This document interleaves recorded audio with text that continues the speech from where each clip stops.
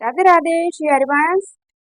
Welcome back to my channel and I hope Radha Rani और ठाकुर जी की कृपा से आप सब लोग स्वस्थ और आनंदमय हो गए। तो चलिए दोस्तों वीडियो स्टार्ट करते हैं। तो आज हम बात करने वाले हैं अपने ठाकुर जी की शयन सेवा किस तरह से करनी चाहिए, सही तरीका क्या है। तो चलिए दोस्तों दिखाते हैं हम। और ये हैं हमारे ठाकुर जी, हमारे लड्डू गोपाल। इनकी शयन सेवा के लिए मैंने जो सामान लिया है वो कुछ इस तरह से। इसका यूज मैं अपनी वीडियो में कहाँ और किस तरह से करूँगी आपको दिखाऊंगी और बताऊंगी। तो चलिए दोस्तों हम स्टार्ट करते हैं।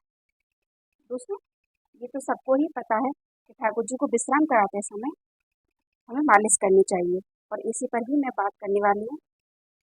तो देखिए दोस्तों, मालिश तो सब कोई करता है, कोई जॉनसन्स बेबी ऑयल से करता है, कोई इत्र से करता है, और जिसका जैसा भाव हो, जिसका जैसा तरीका है वो वैसे करता है। कुछ हद तक जो सही भी है।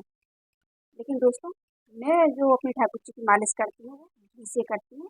जी हाँ दोस्तों, घी से बहुत हल्का सा हम इसमें ड्रॉप लेते हैं, 2-3 ज़्यादा नहीं, थोड़ा सा ड्रॉप लेंगे। इस तरह से हम हाथ में लगाएंगे और ठाकुर जी के श्रीअंग पे लगाना शुरू करेंगे। इस तरह से हल्के हल्के हाथ से पहले इस तरह से बाजुओं पे लगाएंगे, इस तरह से, और इनको हल्का सा हम दबाते भी जाएंगे।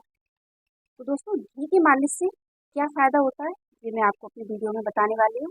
घी की इत्र से मालिश नहीं करती हूँ दोस्तों, जो अक्सर हर किसी को भी नहीं करनी चाहिए, क्योंकि जो मार्केट में इत्र मिलते हैं दोस्तों वो ओरिजिनल इत्र तो होते नहीं हैं, कुछ ना कुछ मिलावट होती है जो स्किन पे बहुत ज़्यादा नुकसान देते हैं और बहुत जलन भी करते हैं। हर किसी को इत्र की जांच भी नहीं होती है। लेकिन जो मंदिरों की सेवा होती है तो मंदिरों में इत्र की सेवा की जाती है, क्योंकि वहाँ ओरिजिनल इत्र होते हैं। मंदिर की सेवा में और घर की सेवा में बहुत अंतर होता है दोस्तों। तो इस तरह से हम करते जाएंगे।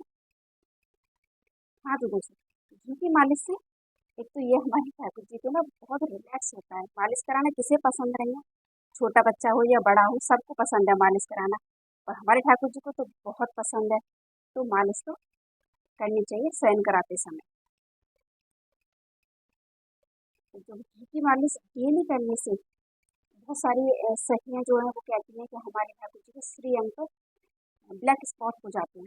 तो दोस्तों घी की डेली मालिश करने से वो ब्लैक स्पॉट हटने लगते हैं, काले धब्बे जो हो जाते हैं वो हटने लगते हैं और गायब हो जाते हैं, और कलर भी बहुत क्लियर हो जाता है हमारे ठाकुर जी का, हमारी राधा रानी का, और युगल सरकार का, आप किसी के भी कर सकते हो।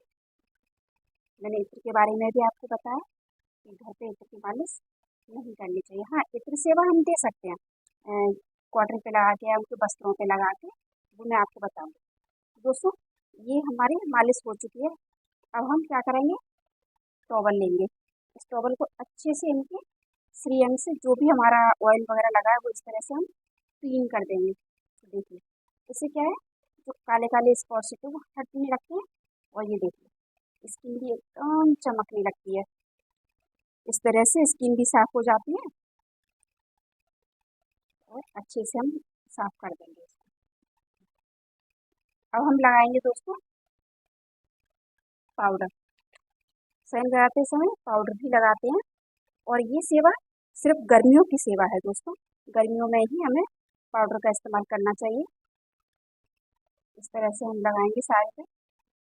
और हाँ दोस्तों मैंने वस्त्र नहीं निकाले हैं ठाकुर जी के, क्योंकि कैमरे के सामने या मोबाइल के सामने मुझे बिना वस्त्र के अपने ठाकुर जी को दिखाना बिल्कुल पसंद नहीं है, तो इसलिए मैंने वस्त्र नहीं निकाले। इत्र मैं किस तरह से लगाती हूँ देखिए, ये कॉटन है, इसमें से मैं हल्का सा कॉटन लूँगी, और ये इत्र है जो गर्मियों में यूज होता है, ठंडा इत्र लेना है। इस तरह से हम लगाएंगे, और जहाँ हम अपने ठाकुर जी को शयन कराएंगे वहाँ मैं इसको रख दूँगी, सिर्फ खुशबू के लिए, या फिर उनके वस्त्रों पे भी हम लगा सकते हैं। इस तरह से श्रीअंग पे नहीं लगाना है। तो इस तरह से हमारे ठाकुर जी की ये जो मालिश की सेवा है कंप्लीट हो चुकी है। अब मैं इनको करा दूँगी विश्राम। विश्राम कराते समय जो मैं पद गाती हूँ वो है दोस्तों, लड़ती झुके नैनन नीले बुले। जी हाँ दोस्तों, लड़ते झुके नैनन नीले बुले। पूरा पद नहीं गाऊंगी, वीडियो लंबी हो जाती है। तो इस पद को मैं गा के फिर अपने ठाकुर जी को विश्राम कराती हूँ। डेली करती हूँ तो मुझे याद है, तो इसलिए मैं बाड़ीजू का सहारा नहीं लेती, लेकिन मुझे आपको दिखानी थी इसलिए मैंने यहाँ रखी हुई थी दोस्तों। और चलिए अब मैं इनको विश्राम करा दूँगी, लेकिन विश्राम जब कराऊंगी जब मैं अपने मोबाइल को बंद कर दूँगी। तो दोस्तों अगर आपको वीडियो अच्छा लगा हो तो लाइक शेयर और सब्सक्राइब कीजिए।